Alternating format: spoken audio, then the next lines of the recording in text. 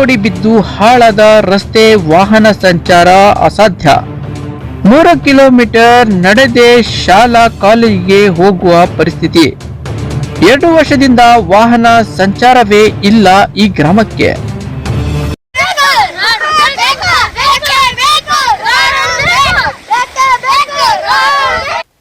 ಹೌದು, ದಾವಣಗೆರೆ ಜಿಲ್ಲೆಯ ಜಗಳೂರು ತಾಲೂಕಿನ ತಿಮ್ಲಾಪುರ ಗ್ರಾಮದಿಂದ ಭರಮಸಮುದ್ರ ಸಂಪರ್ಕಿಸುವ ಕೆರೆ ಮೇಲಿನ ರಸ್ತೆ 2 ಬಾರಿ ಕೋಡಿ ಬಿದ್ದಿರುವುದರಿಂದ ರಸ್ತೆ ಮೇಲೆ ನೀರು ಹರಿಯುತ್ತಿದ್ದು, ಇದರಿಂದ ರಸ್ತೆ ಸಂಪೂರ್ಣ ಹಾಳಾಗಿದೆ.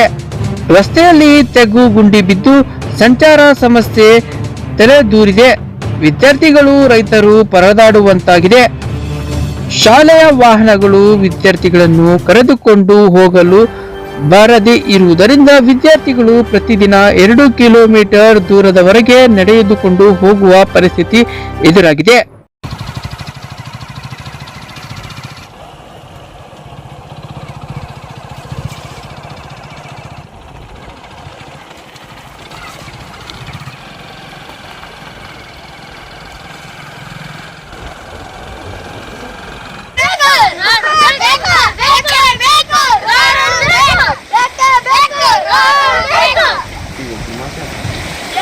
ಓಡಾಡಕ್ಕೆ ಭಾರಿ ಸಮಸ್ಯೆ ಆಗ್ತೈತೆ. ಸರ್ಕಾರದವ್ರು ನಮಗೆ ರೋಡ್ ಮಾಡ್ಸ್ಕೊಂಡು ಕೊಡ್ಬೇಕು, ಇಲ್ಲಾಂದ್ರೆ ನಾವು ಉಗ್ರವಾಗಿ ಸ್ಟ್ರೈಕ್ ಮಾಡ್ತೀವಿ.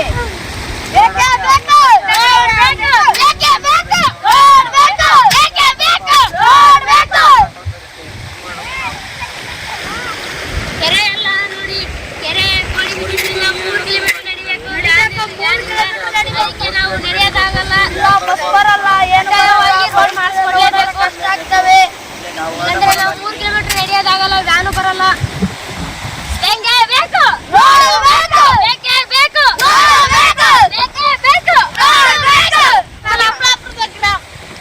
ತಿಮ್ಮಲಾಪುರ ಗ್ರಾಮದಲ್ಲಿ ಕೆರೆ ಕೋಡಿ ಬಿದ್ದು ರೋಡ್ ಕಚ್ಕೊಂಡು ಹೋಗಲಾಗಿದೆ. ರೈತರು ಅಡ್ಡಾಡಕ್ಕೆ ದಾರಿಯಾಗಿದೆ. ಶತಮಾನ ಕಳೆದರೂ ಈ ಗ್ರಾಮಕ್ಕೆ ಮಾತ್ರ ಸಾರಿಗೆ ವ್ಯವಸ್ಥೆ ಇಲ್ಲದಿರುವುದು ದುರಾದೃಷ್ಟಕರ ಸಂಗತಿ. ಈ ರಸ್ತೆಯಲ್ಲಿ ಅತಿಯಾದ ಮಳೆಯಿಂದ ಕೊರಕಲು ಬಿದ್ದಿವೆ. ತಾಲೂಕಿನಲ್ಲಿಯೇ ಫಲವತ್ತಾದ ಜಮೀನುಗಳು ಈ ಗ್ರಾಮದಲ್ಲಿದ್ದರೂ ರೈತ ಸಂಪರ್ಕ ರಸ್ತೆ ಇಲ್ಲದಿದ್ದರಿಂದ ರೈತರು ನಷ್ಟ ಅನುಭವಿಸುತ್ತಿದ್ದಾರೆ. ಇದೇ ವೇಳೆ ರೈತ ಸಂಘದ ತಾಲೂಕು ಅಧ್ಯಕ್ಷ ಭರಮಸಮುದ್ರ ಕುಮಾರ್ ಮಾತನಾಡಿದ ಅವರು, ತಾಲೂಕಿನ ಭರಮಸಮುದ್ರ ಕೆರೆ ಕೋಡಿ ಬಿದ್ದಿದ್ದರಿಂದ ತಿಮ್ಲಾಪುರ ಗ್ರಾಮದ ರಸ್ತೆ ಸಂಪೂರ್ಣ ಹದಗೆಟ್ಟಿದ್ದು, ತುರ್ತಾಗಿ ರಸ್ತೆ ಮತ್ತು ಸೇತುವೆ ನಿರ್ಮಾಣ ಮಾಡಿಕೊಡಬೇಕು. ಗ್ರಾಮದಲ್ಲಿ ಪರಿಶಿಷ್ಟ ಪಂಗಡದವರು ಅತಿ ಹೆಚ್ಚಿನ ಸಂಖ್ಯೆ ಇದ್ದು, ಗ್ರಾಮದಲ್ಲಿ ಸತತ 2 ವರ್ಷದಿಂದ ಕೆರೆ ಕೋಡಿ ಬಿದ್ದಿರುವುದರಿಂದ ರಸ್ತೆ ಕೊಚ್ಚಿಕೊಂಡು ಹೋಗಿದೆ. ಶಾಲಾ ಕಾಲೇಜು ವಿದ್ಯಾಭ್ಯಾಸಕ್ಕೆ ಹೋಗುವ ಮಕ್ಕಳು, ಜಮೀನುಗಳಿಗೆ ತೆರಳುವ ರೈತರು, ವೃದ್ಧರು, ಹಿರಿಯರು, ಮಹಿಳೆಯರು ದಿನನಿತ್ಯ ಓಡಾಡುವುದು ತುಂಬಾ ಕಷ್ಟವಾಗುತ್ತಿದೆ. ಕೂಡಲೇ ಸಂಬಂಧಪಟ್ಟ ಅಧಿಕಾರಿಗಳು ಮತ್ತು ಜನಪ್ರತಿನಿಧಿಗಳು ಗ್ರಾಮಕ್ಕೆ ಸಮರ್ಪಕ ರಸ್ತೆ ನಿರ್ಮಿಸಿ ಕೊಡಬೇಕು ಎಂದು ಆಗ್ರಹಿಸಿದರು.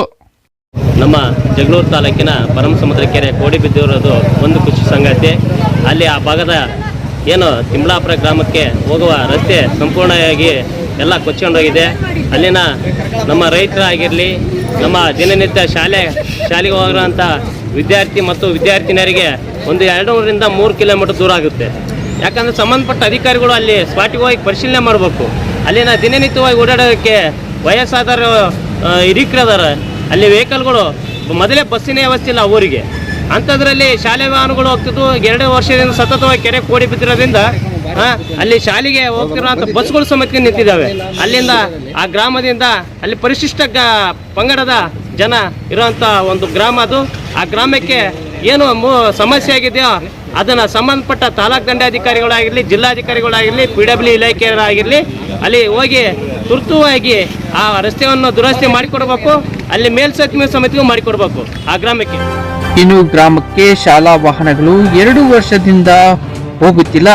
ಈ ಗ್ರಾಮಕ್ಕೆ ಒಂದು ಸೇತುವೆಯನ್ನು ನಿರ್ಮಾಣ ಮಾಡಿದರೆ ಇದರಿಂದ ವಿದ್ಯಾರ್ಥಿಗಳಿಗೆ, ವೃದ್ಧರಿಗೆ, ವಿಕಲಚೇತನರಿಗೆ ಅನುಕೂಲವಾಗುತ್ತದೆ.